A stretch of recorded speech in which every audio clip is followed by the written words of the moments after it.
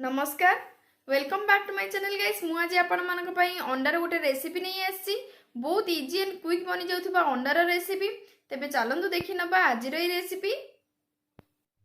बहुत क्विक बनी जाउथबा फाळ अंडा भजार मसलादार रेसिपी को चलंतु देखि नबा वर्तमान यार मसला को प्रिपेयर कर नबा मु गोटे बाउल रे किछि हळदी गुंड स्वाद अनुसार लंका गुंड किछि चिकेन मसला को मुझे नहीं आपन जदि चाहिए गरम मसला को मध्य नहीं पारे 1.5 स्पून मु चिकेन मसला को नहीं गोटे बड़ स्पून रे गोटे स्पून अदा रसुण पेस्ट को मुझे किछि स्वाद अनुसार लुण को नहीं यार घोल प्रस्तुत करने मुझे किछि पानी को मध्य ऐड कर नौची पानी सहित सब मसला एवं अदा रसुण पेस्ट को बहुत भल भाव यार गोटे मसला कोट बन नवा जहाँफल आमर अंडा सहित यार कोटिंग बहुत भल से आसीज मु आगरू 4टी अंडा को बहुत भल भाव सीझे नहीं मझिरू फाड़ कर रखी नहीं यही भाव फाड़ अंडा को मसलार सहित गोले नवा एवं गरम होता तावे या सेकी नवा देखो बर्तमान मु तावा को मत बहुत भल भाव गरम कर दरकार मुताबक तेल को ऐड कर तेल गरम होगा अंडा को ऐड कर नौची दुई पट साइड बहुत भल भाव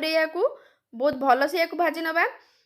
दुई पट साइड बहुत भल से भाजीबा पर काटिकी रखिथिबा पीस पीस करी काटिकी रखिथिबा पियाज को मुझे ऐड करी नौची पियाज को अल्प समय कुक करबा लो फ्लेम रे या को घोड़िकी कुक करबा जा फल रे पियाजर क्रंचनेस रहइबो वर्तमान आमर प्रस्तुत हो सारी अंडा भजा एथिरे लास्ट आम किसी गार्निशिंग बहुत भल फ्लेवर आसपा किसी धनिया पत्र को ऐड कर नौची देखो देखापी मसालेदार देखा जाउची एवं खाइबा बहुत ही टेस्टी